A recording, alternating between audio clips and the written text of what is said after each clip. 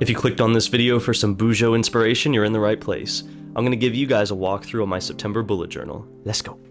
This month page holds a special place. It's like the canvas for the entire month where I get to set the tone, lay the foundation, and visualize what I want to achieve.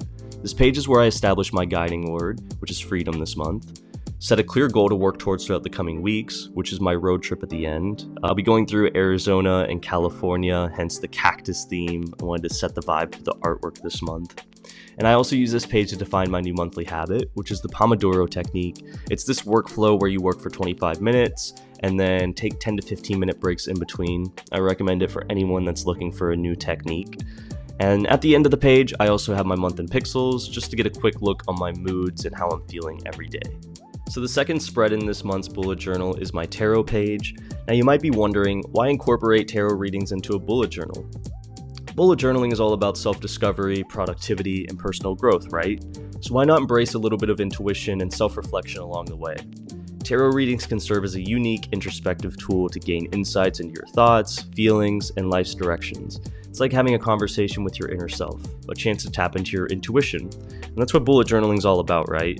It's all about micromanagement and really understanding more about yourself, your actions, and your routine. So the tarot page is a good fit, in my opinion, but you can always replace this with something that fits your values. I'm really excited to share my newest addition to my bullet journal, which is the check-in page. It's a tool that I use at the beginning of each month that allows me to take a moment to assess my emotional, physical, spiritual, and social aspects by asking some meaningful questions and rating them on a scale of 1 to 10 on the left side. On the right side, I give myself enough space where I can express my present feelings and emotions without any constraints. It's like an unfiltered snapshot of where I am at this particular moment. What makes this spread really useful is that it acts as a gauge for personal growth over time. So when I decide to revisit these check-ins in the following months, I can track how my responses have evolved. It's like having a tangible record of my journey towards a more balanced and mindful life. So if you're using your bullet journal as a tool to enhance your overall well-being, incorporating this monthly spread is a wise choice. It helps you not only assess your current state, but also measure your progress and growth over time. So next we have the month at a glance spread, and I split it into 2 separate parts. So the month at a glance is like part of my organizational system, and on the left side of the page I have a traditional calendar layout where I jot down any important events, appointments, or reminders for the month. It's my visual representation of my schedule. It helps me to stay more organized and on top of my commitments. On the right side of the spread, I dedicated a section to breaking down my overarching monthly goal into 4 distinct parts, one for each week of the month. This approach allows me to go at my goals with more intentionality and track my progress as the weeks unfold.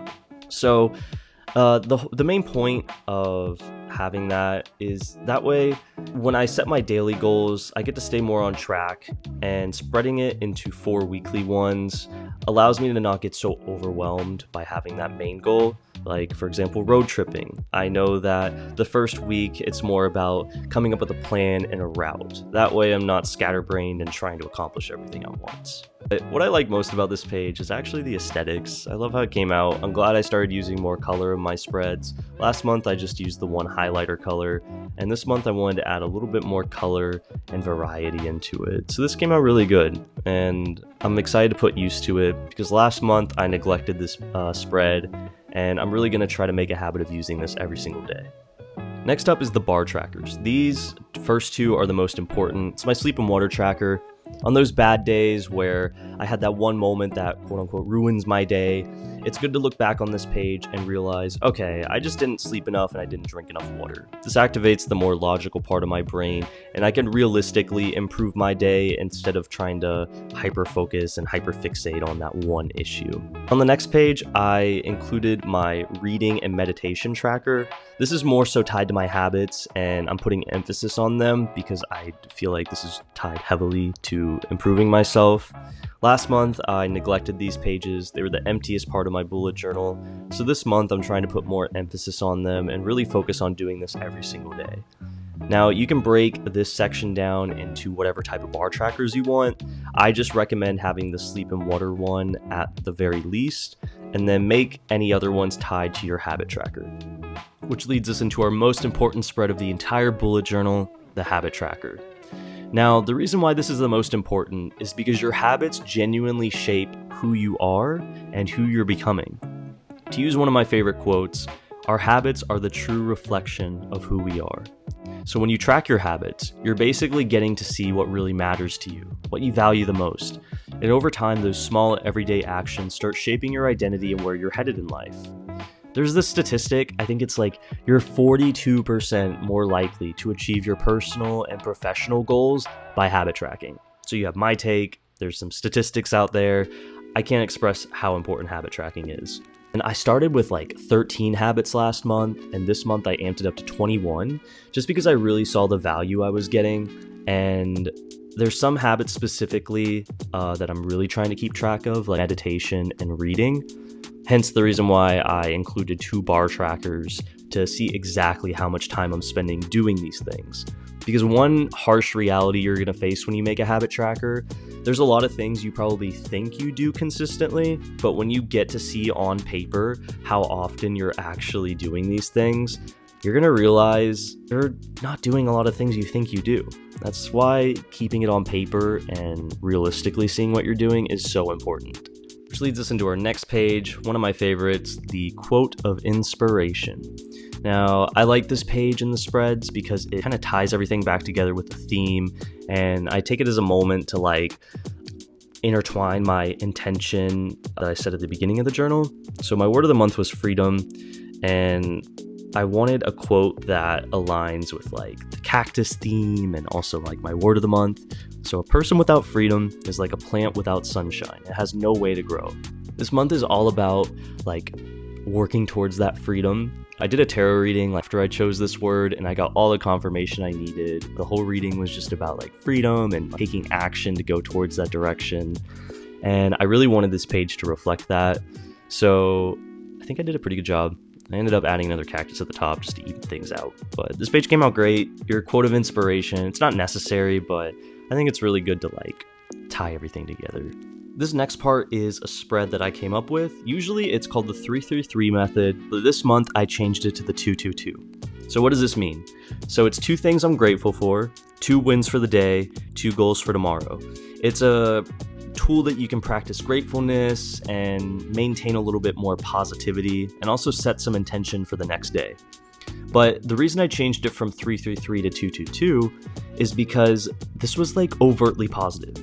And like usually that's not a bad thing, but when I'm reflecting on this page, I also include a mood tracker, and it didn't make sense where I like had this super like positive side, but then on my mood tracker there'd be days where I'm like anxious or like tired, and I wanted to like make more sense of it.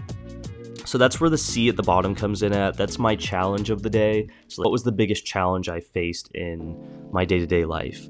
That way when I reflect back, I can see what I was struggling with, but also see the opposite of, what made my day good. Because every day is a good day if your perspective's in the right place. But what you see me doing under the mood tracker, the arrow pointing up stands for the morning, how I felt in the morning. The O stands for overall, how I felt through most of the day, and the arrow pointing down is nighttime. How did I feel at night? So I do this for every single day of the month, and it only takes me like 5 minutes to go through and do, but it provides a lot of insight for how I feel the way I feel. So the last section is our reflect page. This is the newest addition to my bullet journal that I didn't have last month, and it's similar to the check-in page, just a little bit different. So the check-in is this thing that I do at the beginning of the month, and it's more centered around the self, emotions, and the physical, and the mental. And this page is more action-based. It's more focused on like what actions am I doing that are working and giving more insight on that aspect. So on the left side, there's 2 boxes at the top, one for my accomplishments and one for my struggles. I go through with a bullet style and just list like the things that come to mind. And below that, I have a section for my goal and a section for tarot, where I get to like just describe how did those pan out? Did I achieve my goals? Did I not? Was the tarot accurate? Did it not really influence me this month? And the part on the right is what went right, what went wrong, and what to improve on. Now, the point of this entire section is kind of to like see improvement. Like, I want to see a lot of growth with this page. I'm excited to like reflect back on all of these sections, the end of my bullet journal, where I can see if I'm genuinely growing in the places that I'm struggling at. I think this is a great way to like really hold yourself accountable.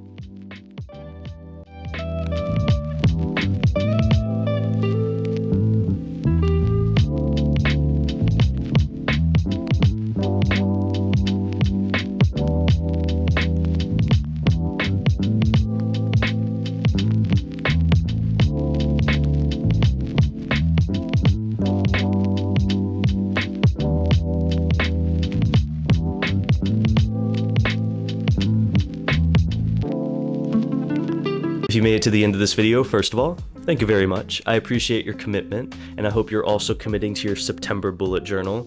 Now, I'm curious what you guys are creating, so let me know down in the comments, what is your theme for this month's bullet journal? And if you like this sort of content, remember to leave a like and hit the subscribe button so you can find out more about next month's bullet journal. The theme is going to be...